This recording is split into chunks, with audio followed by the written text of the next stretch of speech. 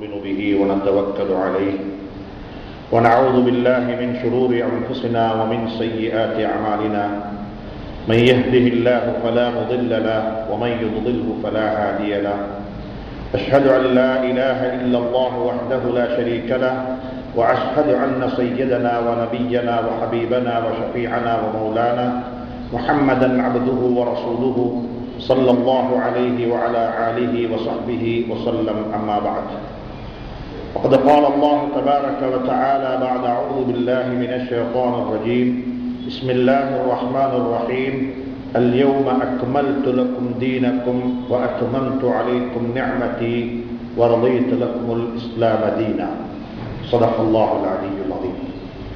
அல்லாஹ்வின் நல்லடியார்களே, அன்பு சகோதரர்களே, அல்லாஹுவை பயந்து தக்வா செய்து அவனுக்கு முற்றுமுழுதாக வழிபட்டு அவனால் விளக்கப்பட்ட விளக்கல்களை எல்லாம் தவிந்து நடந்து கொள்ளும்படியாக முதலாவதாக எனக்கும் அப்பால் உங்களுக்கும் ஞாபகம் ஊட்டிக் கொள்கின்றேன், வசியத்தும் செய்து கொள்கின்றேன், அன்பு கட்டளையும் பிறப்பித்துக் கொள்கின்றேன். அன்பின் இஸ்லாமிய சகோதரர்களே, நண்பர்களே, பெரியார்களே, அல்லாஹ் சுப்ஹானஹு தஆலா அவருடைய விருப்பத்தின் பிரகாரம் நம் அனைவர்களை எல்லாம் முஸ்லீம்களாக வாழ வைத்திருக்கிறார். இஸ்லாத்தை பற்றி குர்ஆன் சொல்லும் பொழுது இது ஒரு அருட்கொடை, இது ஒரு அருள், இது ஒரு நிஅமத். எப்படி தேக ஆரோக்கியம் ஒரு நிஅமத்தாக இருக்கிறதோ, செல்வம் ஒரு நிஅமத்தாக இருக்கிறதோ, அறிவு ஒரு நிஅமத்தாக இருக்கிறதோ, இந்த நிஅமத்துகள் எல்லாவற்றையும் விடவும் அல்லாஹ் சொல்லுகிறான், இந்த நிஅமத்தை நான் பூர்த்தி செய்து விட்டேன். பரிபூர்ணத்துவம் பெற்ற, பரிபூர்ணப்படுத்தப்பட்ட ஒரு அருளாக, ஒரு நிஅமத்தாக தீனுல் இஸ்லாத்தை அல்லாஹ் எங்களுக்கு தந்திருக்கிறார். இந்த தீனுல் இஸ்லாத்தை பொறுத்தவரையில் அன்புக்குரிய சகோதரர்களே, பெரியார்களே, உலகத்தில் ஒரு மனிதன் பிறந்ததிலிருந்து இறக்கும் வரைக்கும் என்னென்ன துறையிலெல்லாம் அவர்கள் ஈடுபடுகிறார்களோ, என்னென்ன துறையிலெல்லாம் அவர்கள் தங்களை ஆக்கிக் கொள்கிறார்களோ, எல்லா துறையிலும் இருக்கக்கூடியவர்களுக்கு சரிசமமாக மிக அழகாக புத்தி சொல்லிக் கொண்டே இருக்கிறது. அது எந்த ஒரு துறையாக இருந்தாலும் சரி. நாங்கள் பல வகையான துறைகளில் துறை சார்ந்தவர்கள் இங்கே சேர்ந்திருக்கிறோம். வியாபாரிகள், விவசாயிகள், படித்தவர்கள், பாமரர்கள், வைத்தியர்கள் என்று சொல்லிக்கொண்டே போகலாம். பல வகையான துறை சார்ந்த ப்ரொஃபஷனல்ஸ் நாங்கள் ஒன்று சேர்ந்திருக்கிறோம். அப்படிப்பட்ட ஒரு பள்ளி வாயில் அன்புக்குரிய இஸ்லாமிய சகோதரர்களே, பெரியார்களே, கொஞ்சம் நிதானமாக சிந்தியுங்கள். இந்த உலகம் இருக்கிறதே ஒரு நாலேஜ் பேஸ்ட் வேர்ல்ட். எதை எடுத்தாலும் அறிவுபூர்வமாக, விஞ்ஞான பூர்வமாக அணுகக்கூடிய, நெருங்கக்கூடிய ஒரு காலகட்டத்தில் நாங்கள் வாழ்ந்து கொண்டிருக்கிறோம். இஸ்லாம் எப்படி பார்க்கிறது? தொழில்நுட்பமாக இருக்கலாம், வைத்தியமாக இருக்கலாம், அரசியலாக இருக்கலாம், பொருளாதாரமாக இருக்கலாம். எந்த ஒன்றைத்தான் நீங்கள் எடுத்துக்கொண்டாலும் அதற்கு இஸ்லாம் வழிகாட்டி இருக்கிறது, அழகாக வழிகாட்டி இருக்கிறது. உலகத்தில் யாரெல்லாம் எதை பேசினாலும் அதனுடைய ப்ளூ பிரிண்ட், அதனுடைய அடிப்படையான சட்டத்தை எழுதி வைத்தது இஸ்லாம். இதை மறந்து விடாதீர்கள். வைத்தியமாக இருக்கலாம். ஹஜ்ரத் துல்கர்னைன் இஸ்கந்தர் அலைஹிஸ்ஸலாத்து வஸ்ஸலாம் அவர்கள் ஒரு பெரிய பொருளியலாளர், ஒரு இன்ஜினியர். அவருடைய பொருளியல், அவருக்கு கொடுக்கப்பட்ட அந்த பொருளியல் தத்துவத்தை பற்றி குர்ஆன் பேசி இருக்கிறது. அவருக்கு கொடுக்கப்பட்ட இந்த நாலேஜ், இந்த எக்ஸ்பீரியன்ஸ், இந்த அறிவு, இதை கொண்டு எதை சம்பாதித்தார்கள், எதை அடைந்து கொண்டார்கள்? ஹஜ்ரத் ஈசா அலைஹிஸ்ஸலாத்து வஸ்ஸலாம் அவர் உலகத்துக்கு வந்தது ஒரு நாலேஜ், அதாவது ஒரு மெடிசின், ஒரு வைத்தியராகத்தான் வந்தார்கள். தன்னை வைத்தியராக அறிமுகப்படுத்தினார்கள். எனக்கு அல்லாஹ் ஒரு அத்தாட்சியை தந்திருக்கிறார். அந்த அத்தாட்சி என்ன அத்தாட்சி? நான் ஒரு வைத்தியர்.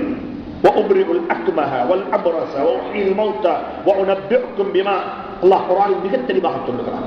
சூரா ஆல இம்ரான் கரைக்கிறது, சூரா ஆல இம்ரான் பேசுகிறது.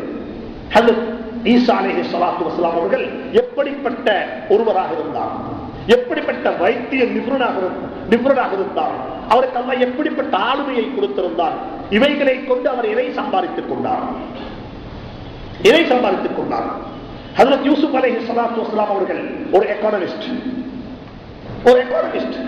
இந்த உலகம் பேசுகிறது எக்கானமி, ஆனால் நாங்கள் சொல்லுகிறோம் knowledge based economy. அறிவுபூர்வமான ஒரு எக்கானமிக் கான்செப்டை இஸ்லாம் சொல்லி தந்திருக்கிறது, இஸ்லாம் அறிமுகப்படுத்தி இருக்கிறது.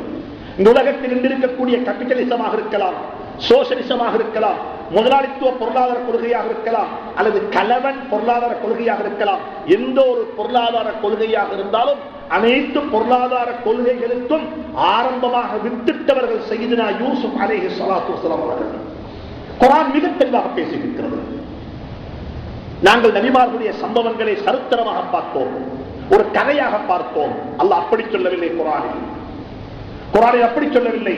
لقد كان ما كان حديثا يفترى ولكن تصديق الذي بين يديه وتفصيل كل شيء وهدى ورحمة لقوم يؤمنون. அல்லாஹ் சொல்றான், நபிமார்களுடைய சரித்திரங்கள் சம்பவங்களில் உங்களுக்கு மிகவும் அழகான வழிகாட்டல் இருக்கிறது.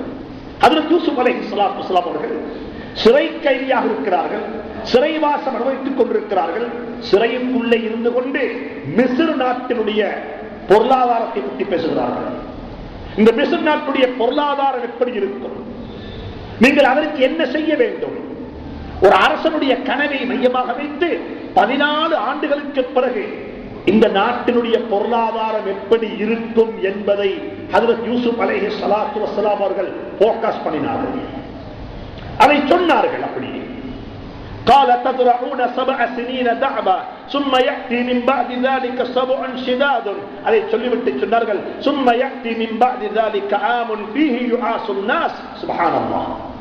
7 வருடத்தை சொன்னார்கள். அந்த 7 வருடம் எப்படிப்பட்ட ஒரு டிஃபிகல்ட்டி, எப்படிப்பட்ட ஒரு ஆரோக்கியமான நிலை இந்த நாட்டில் இருக்கும். அதற்கு பிறகு ஒரு 7 வருடங்கள் மக்கள் தண்ணி இல்லாமல் கஷ்டப்படுவார்கள். வெதர் ரிப்போர்ட் சொன்னார்கள். நாளைக்கு மழை பெய்யும் என்றுதான் இன்றைக்குள்ள வெதர் ரிப்போர்ட் சொல்லுகிறது.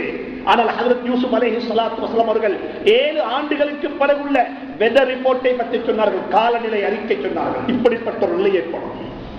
அந்த நேரத்தில் நீங்கள் எப்படி உங்களுடைய எக்கானமி, உங்களுடைய பொருளாதாரம் மழையைத்தான் நம்பி வாழக்கூடிய பொருளாதாரம், மழையை நம்பி வாழக்கூடிய பொருளாதாரம், மழை பெய்யாவிட்டால் எப்படிப்பட்ட பொருளாதார வீழ்ச்சி ஏற்படும், அதற்குரிய மாற்று பரிகாரம் என்ன என்பதை எல்லாம் யூசுப் அலைஹிஸ்ஸலாத்து வஸலாம் சொன்னார்கள்.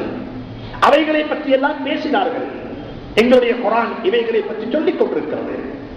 அன்புக்குரிய இஸ்லாமிய சகோதரர்களே, பெரியார்களே, நண்பர்களே, இஸ்லாம் என்பது நாங்கள் நீங்க நினைப்பது போன்று ஒரு பள்ளியுள்ளுக்கு அல்லது சொந்த வாழ்க்கையில் மட்டும் மட்டுப்படுத்தப்பட்ட கட்டுப்படுத்தப்பட்ட ஒரு வாழ்க்கைக்கு பெயர் இஸ்லாம் அல்ல. இஸ்லாம் என்று சொல்லக்கூடியது எல்லா இடத்திலும் தனிப்பட்ட வாழ்க்கையிலும், சமூக வாழ்விலும், அரசியல் வாழ்விலும், பொருளாதார வாழ்விலும், பல்கலைக்கழகத்திலும் என்னுடைய வாழ்க்கை எப்படி அமைய வேண்டும், எப்படிப்பட்ட ஒரு வாழ்க்கை வாழ வேண்டும். படித்தவர்கள் எதற்கு படிக்கிறார்கள்? இங்க இருக்கிறீங்க படித்தவர்கள், ப்ரொஃபஷனல்ஸ். நாங்கள் ஏன் படித்திருக்கிறோம்? கல்வியினுடைய நோக்கம் என்ன? எதற்காக வேண்டி படித்தோம்?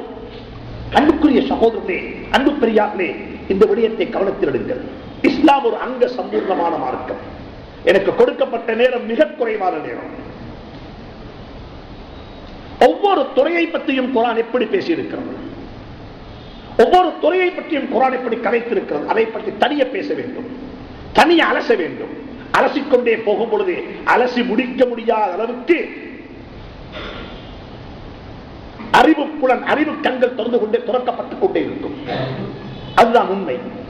ஆனாலும் கூட இப்பொழுது நாங்கள் அன்புக்குரிய சகோதரரே, எங்களுடைய அன்றாட வாழ்வில் எந்த இஸ்லாத்தை நாங்கள் கொண்டு வர வேண்டும்? ஆரம்பத்தில் ஹஜ்ரத் அவர்கள் ஓதிய குர்ஆனுடைய ஆயத்து, யா அய்யுஹல்லதீன ஆமனூ உத்குலூ ஃபிஸ்ஸில்மி காஃபா. இந்த ஆயத்தை மையமாக வைத்து ஹஜ்ரத் அவர்கள் உரை நிகழ்த்தினார்கள். அதுல நானும் ஒரு சில வார்த்தைகளை சேர்க்க விரும்புகிறேன். இந்த ஆயத்தை நானும் நீங்களும் 3 வகையாக பிரிக்கலாம், 3 துண்டுகளாக பிரிக்கலாம். முதல் துண்டு யா அய்யுஹல்லதீன ஆமனூ, இரண்டாவது துண்டு உத்குலூ ஃபிஸ்ஸில்மி, மூணாவது துண்டு பகுதி காஃபா. காஃபா அல்லாஹ் சுப்ஹானஹு வ தஆலா இஸ்லாத்துக்குள்ள வரும்படியாக அழைக்கிறான். உத்குலூ ஃபிஸ்ஸில்மி, யாரை அழைக்கிறான், எப்படி அழைக்கிறான்? யாரை அழைக்கிறான், எப்படி அழைக்கிறான்? இதுதான் இதுதான் அலசப்பட வேண்டிய பகுதி. நாங்கள் சொல்லுவோம், இஸ்லாத்தின் பக்கமாக அழைப்பு தாவத்து மாற்று மதத்தை சார்ந்த சகோதரர்களுக்குத்தான் கொடுக்கப்பட வேண்டும் என்பதுதான் எங்களுடைய வாதம். நிச்சயமாக சொல்லப்படத்தான் வேண்டும், அவர்களை அழைக்கத்தான் வேண்டும், அவர்கள் இன்வைட் பண்ணப்பட வேண்டும். அதில் எந்த விதமான மாற்று கருத்துக்களிடம் கிடையாது.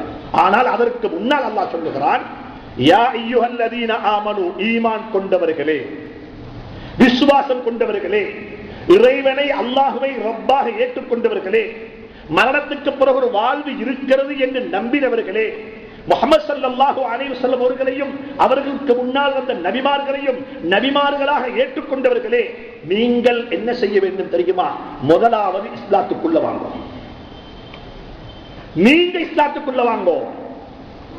உங்களுடைய வருகை அதற்கு முன்னால் உள்ள வருகை.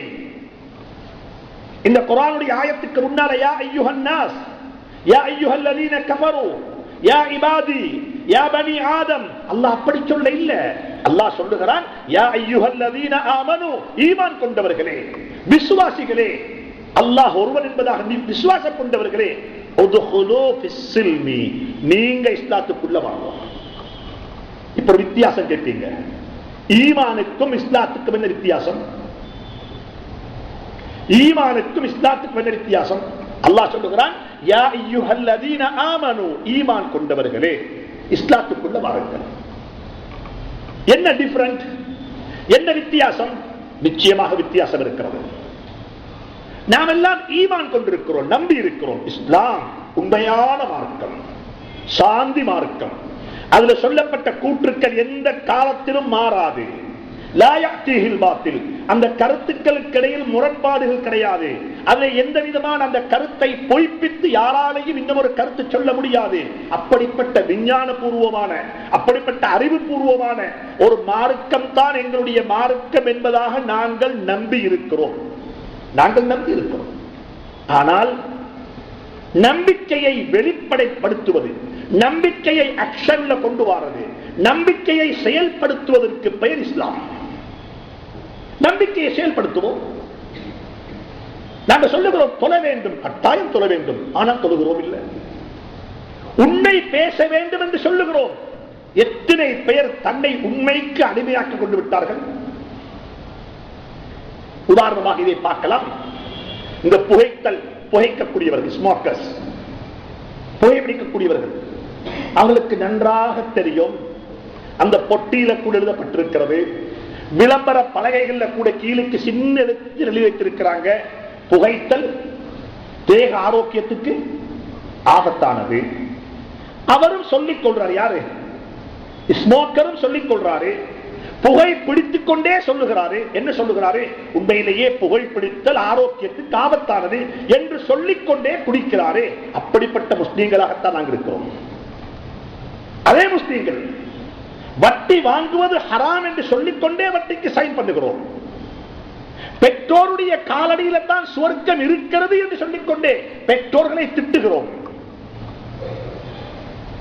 நல்லோரே முன்மாதிரியான முஸ்லிமாக வாழ வேண்டும் என்று சொல்லிக்கொண்டே நாங்கள் மிஸ்பிஹேவியர் பண்ணுகிறோம்.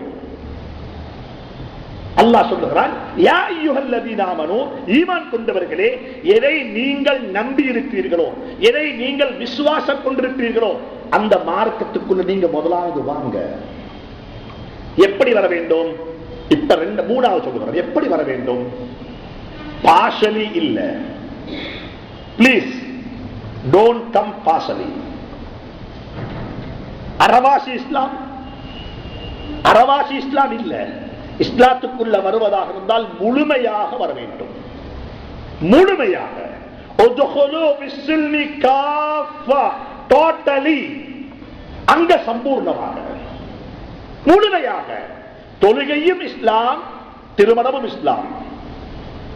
தொழுகைக்கும் ஷரத்து ஃபர்து இருக்கிறது, இஸ்லாத்துக்கும் இருக்கிறது. திருமணத்துக்கும் ஷரத்து ஃபர்து இருக்கிறது.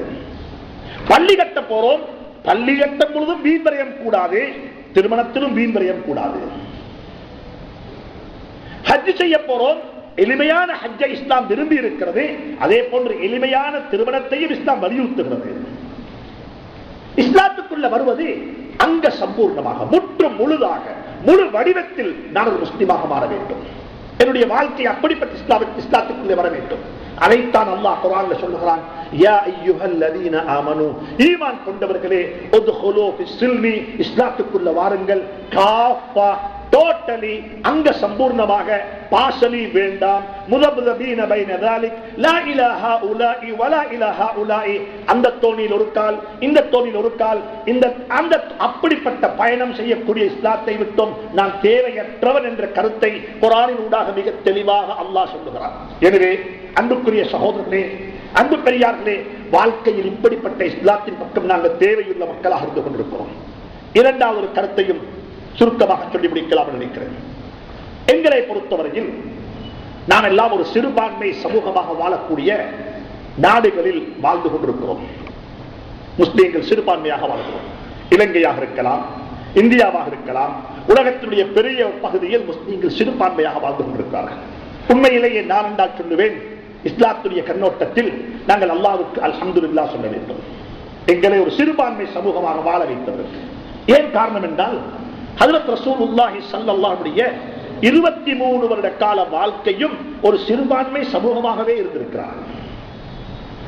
மக்காவில் 13 வருடம் வாழ்ந்தார்கள், ஒரு சிறுபான்மை சமூகம். voting rights இருக்க இல்லை, அவர்களுடைய வாய்ஸ சத்தமா பேசுறதுக்கு கூட அதிகாரம் இருக்க இல்லை, அடக்கி ஒதுக்கி வைக்கப்பட்ட ஒரு சமூகமாகத்தான் 13 வருஷ காலம் இருந்தார்கள் மக்காவில். மதீனா முனவ்வராவுக்கு வந்த சந்தர்ப்பத்தில், மதீனா முனவ்வராவுடைய 10 வருட காலத்தில் ஸல்லல்லாஹு அலைஹி வஸல்லம் யூதர்களை சந்தித்தார்கள், கிறிஸ்தவர்கள், பனு நதீர், பனு குரைவா, மஜூசிகள், நயவஞ்சகக்காரர்கள், முனாஃபிகீன்கள், முஸ்ரிக்கீன்கள் என்று சொல்லக்கூடிய பலதரப்பட்ட மக்களுடன் சேர்ந்து ஸல்லல்லாஹு அலைஹி வஸல்லம் அவர்கள் முஃமின்களும் ஒரு ஜமாத்தாக இருந்தார்கள், ஒரு கூட்டமாக இருந்தார்கள், ஒரு உம்மத்தாக இருந்தார்கள். அன்புக்குரிய சகோதரர்களே, இப்ப நாங்கள் யோசிக்க வேண்டும், நாங்கள் இப்படி வாழக்குள்ள இந்த மாற்று மதத்தை சார்ந்த மக்களுடன் நாங்கள் எப்படி வாழ வேண்டும்? இந்த நாட்டில் முஸ்லிம்களாகிய நாங்கள் தலை நிமிர்ந்து வாழ வேண்டும், கண்ணியத்துடன் வாழ வேண்டும் என்று சொன்னால், அந்த மக்களை பற்றி ஒரு அனுதாபம் எங்களுடைய உள்ளத்தில் வராத வரையில் இந்த நாட்டில் எங்களுக்கு விமோசனம் கிடைக்க மாட்டார். அவர்களை பற்றி ஒரு அனுதாபம், பாவம். உமர் ரலியல்லாஹு தஆலா அன்ஹு மஸ்ஜிதுல் அக்ஸாவுடைய சாவி எடுக்க போறாங்க.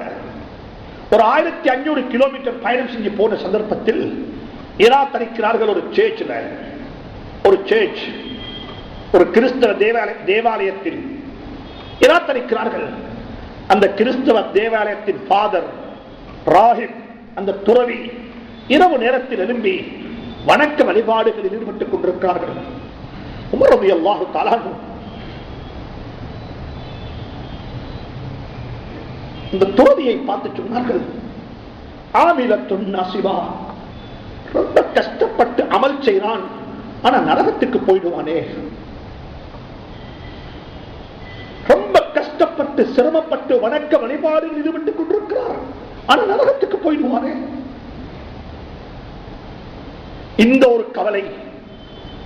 ஸல்லல்லாஹு அலைஹி வஸல்லம் தாயிஃப்ல போய் அடி வாங்கிட்டு வராங்க, ஏச்சு வாங்கிட்டு வராங்க. அல்லாஹ் மலக்குமார் அனுப்பி வைத்திருக்கிறான், இந்த மலைகளை ஒன்று சேர்த்து அந்த சமூகத்தை அழித்து விடுவான்னு கேட்டாங்க. அந்த நேரத்தில் வமா அர்ஸல்னாக இல்லா ரஹ்மத்தல் லில் ஆலமீன், அகிலத்தாருக்கு அருட்கொடையாக அனுப்பப்பட்ட நபி என்ன சொன்னார்கள்? என்ன சொன்னார்கள்? இல்ல, செய்ய வேண்டாம், செய்ய வேண்டாம், அழிக்க வேண்டாம், இவர்களை விட்டு விடுங்கள். இவருடைய சந்ததியில் பரம்பரையில் அல்லாஹ் ஒருவர் என்று சொல்லக்கூடிய குழந்தைகள் பிறக்கலாம். அந்த பார்வை எங்களுடைய பார்வையாக மாற வேண்டும், அந்த கருணை எங்களுடைய உள்ளத்தில் இருந்து வெளியாக வேண்டும். இது வார்த்தைகள் அல்ல, இது வார்த்தைகள் அல்ல, இது எழுத்துக்கள் அல்ல, இது கதைகள் அல்ல, இது உள்ளத்திலிருந்து வெளியாக வேண்டிய கதைகள். உள்ளம் சொல்ல வேண்டும், ஐயோ பாவம், நாங்கள் இவர்களுக்கு இஸ்லாத்தை சொல்லவில்லையே, குர்ஆன் எங்கேயுமே சொல்லவில்லை மாற்று மதத்தை சார்ந்தவர்களை திட்டுங்கள், ஏசுங்கள் என்பதாக. குர்ஆன் சொல்லுகிறது பிர்ருல் வாலிதைன், எல்லாருக்கும் தெரியும், பெற்றோருக்கு என்ன செய்ய வேண்டும்? உபகாரம் செய்ய வேண்டும், பெற்றோர்களுடன் கருணையாக நடந்து கொள்ள வேண்டும். பிர்ருல் வாலிதைன் என்ற பொழுது அந்த பிர் என்ற வார்த்தை, பிர் என்றால் கருணை, பணிவு எல்லாம் அதுக்கு பொருந்தும். இந்த பிர் என்ற வார்த்தையைத்தான் அல்லாஹ் மாற்று மதத்தை சார்ந்த மக்களுக்கு பாதித்திருக்கிறான். لا ينهاكم الله عن الذين لم يقاتلوكم في الدين ولم يخرجوكم من دياركم أن تبروهم மாற்று மதத்தை சார்ந்தவர்கள் உங்களுடைய மார்க்கத்துக்கு துரோகியாக வரவும் இல்லை, உங்களுடைய இருப்பிடங்களை விட்டு அவர்கள் வெளியாக்கவும் இல்லை. உங்களை பீஸ்ஃபுல்லாக, அமைதியாக, சந்தோஷமாக, உரிமைகளை எல்லாம் தந்து உங்களை வாழ வைத்திருக்கிறார்களா? நீங்கள் அவருடன் வாழுவீர்களா? அல்லாஹ் சொல்லுகிறான், நான் ஒரு போதும் உங்களை தடை செய்யவில்லை, அவர்களுக்கு உபகாரம் செய்ய வேண்டாம் என்று சொன்னேன். அவர்களுக்கு உபகாரம் செய்வோம், அவர்களை அரவணைப்போம், அவருடன் சேர்ந்து வாழுவோம், அவருடைய நல்லதை பரிமாறிக்கொள்வோம், எங்களுடைய பக்கத்து வீட்டுக்காரராக அவரை பார்ப்போம். அன்புக்குரிய சகோதரனே, இதை கொண்டு மாத்திரம்தான் இந்த நாட்டில் அல்ல, முஸ்லிம்களுக்கு இந்த உலகத்தில் விமோசனம் கிடைக்கும். குர்ஆன் எங்கேயும் சொல்லல லா இக்ராஹ ஃபித்தீன். நாங்கள் எல்லாருக்கும் சொல்லுகிறோம், மாற்று மதத்தை சார்ந்த மக்களுக்கு சொல்லுகிறோம், எங்களுடைய மார்க்கத்தை நீங்கள் புரிந்து கொள்ளுங்கள். லா இக்ராஹ ஃபித்தீன். தீன் எங்களுடைய இஸ்லாத்தின் நிர்பந்தம் கிடையாது. நாங்கள் உதவி செய்வோம், உங்களை இஸ்லாத்தின் பக்கமாக எங்களுடைய உதவியை காட்டி இஸ்லாத்தின் பக்கம் அழைக்க மாட்டோம். நாங்கள் அப்படிப்பட்ட மிஷனரி வர்க் செய்ய மாட்டோம். லா இக்ராஹ ஃபித்தீன். தீனுல் இஸ்லாத்தில் நிர்பந்தம் கிடையாது. எங்களிடத்தில் கேட்டு வந்தவர் யாராக இருக்கலாம், அவருக்கு நாங்கள் உதவி செய்வோம். இதுதான் இஸ்லாம் சொல்லி தந்த அழகான பண்பு. இரண்டாவது இஸ்லாம் சொல்லுகிறது, வலா தசுப்புல் லதீன யதுஊன மின் தூனில்லாஹ். அல்லாஹ் அல்லாதவைகளை வணங்கக்கூடியவர்களை நீங்கள் திட்ட வேண்டாம். நீங்கள் திட்ட வேண்டாம். அவர்கள் கல்லை வணங்குகிறார்கள், மண்ணை வணங்குகிறார்கள், மரத்தை வணங்குகிறார்கள், மிருகங்களை வணங்குகிறார்கள். வணங்கட்டுமே, அது அல்லாஹ்வுடைய விருப்பம், அது அல்லாஹ்வுடைய நாட்டம். அல்லாஹ் சொல்லுகிறான், அவர்களை திட்டுவதற்குரிய ரைட்ஸ், அதிகாரம் உனக்கு கொடுக்கப்படவில்லை, எங்களுக்கு சொல்ல முடியாது. மாற்று மதத்தை சார்ந்த மக்களுடன் நாங்கள் எப்படி பழக வேண்டும்? மூணாவது முறை குர்ஆன் சொல்லுகிறது, மாற்று மதத்தை சார்ந்த மக்களுடன் நீங்கள் எப்படி நடந்து கொள்ள வேண்டும்? அவர்களுக்கு சொல்லுங்கள், லக்கும் தீனுக்கும் வலிய தீன். மாற்று மதத்தை சார்ந்த மக்களை பார்த்து குர்ஆன் விழிக்கும் பொழுது, சுப்ஹானல்லாஹ், மாற்று மதத்தை சார்ந்த மக்களை பார்த்து குர்ஆன் விழிக்கும் பொழுது, குர்ஆன் எங்கேயுமே விழிக்க இல்லையா அய்யுஹல்லதீன கஃபரு, இறைவனை நிராகரித்தவர்களே என்று குர்ஆன் விழிக்கவில்லை. முழு குர்ஆனிலும் யா அய்யுஹல்லதீன ஆமனு, ஈமான் கொண்டவர்களே, ஈமான் கொண்டவர்களே என்று நூற்றுக்கணக்கான ஆயத்துக்கள் குர்ஆனில் இருக்கிறது. ஆனால் குர்ஆனில் எந்த ஒரு ஒரே ஒரு இடத்தில் தான் யா அய்யுஹல்லதீன கஃபரு என்றிருக்கிறது. எந்த ஒரு இடத்திலும் மாற்று மதத்தை சார்ந்த அன்பு சகோதரர்களை பார்த்து குர்ஆன் விழிக்கும் பொழுது குர்ஆன் விழிக்கிறது, யா அய்யுஹன் நாஸ், மனிதர்களே, யா இபாதி, என்னுடைய அடியார்களே, யா பனி ஆதம், ஆதமுடைய மக்களே, யா அஹ்ல கிதாப், வேதம் கொடுக்கப்பட்டவர்களே. குர்ஆன்ல ஒரே ஒரு இடத்துல தான் யா அய்யுஹல்லதீன கஃபரு லா தஅ்ததிலுல் யௌம் இன்னமா துஜ்ஸௌன மா குன்தும் தஅமலூன். இந்த ஆயத்து இந்த உலகத்துக்குரிய ஆயத்து அல்ல, இது எங்களுக்குரிய ஆயத்து, நாளை மறுமைக்குரிய ஆயத்து. அந்த ஆயத்துக்குள்ள நானும் வரலாம், நீங்களும் வரலாம். குர்ஆன் ஒரு மனிதநேயத்தை கற்பிக்கக்கூடிய மார்க்கம். காபிர் காபிர் என்று மற்றவர்களை காபிர் ஆக்கி சொன்ன மார்க்கம் அல்ல. மார்க்கம் என்ன? மக்களை சுவர்க்கத்துக்கு அழைத்துக் கொண்டு போற மார்க்கம், மக்களை சாந்தியின் பக்கமாக அழைக்கிற மார்க்கம், மக்களை நல்லதி பக்கமாக அழைக்கிற மார்க்கம். அப்படிப்பட்ட ஒரு மார்க்கத்தில் அல்லாஹ் என்னையும் உங்களையும் வாழ வைத்திருக்கிறான். அல்லாஹ் சுப்ஹானஹு தஆலா இந்த இஸ்லாத்தில் எங்களை வாழ வைத்து, இதை அறிந்து, இதை தெரிந்து, இதை படித்து மற்றவர்களுக்கும் இந்த இஸ்லாத்தை எட்டி வைத்த நிலையில் இந்த உலகத்தை விட்டு பிரியாவிடை பெற்று அல்லாஹ்வுடைய பொருத்தத்துடன் அல்லாஹ்வை சந்திக்க நம் அனைவருக்கும் துணை புரிவானாக. வஆஹிரு தஅவானா அனில் ஹம்துலில்லாஹி ரப்பில் ஆலமீன். வஸ்ஸலாமு அலைக்கும் வரஹ்மத்துல்லாஹி தஆலா வபரகாத்துஹு.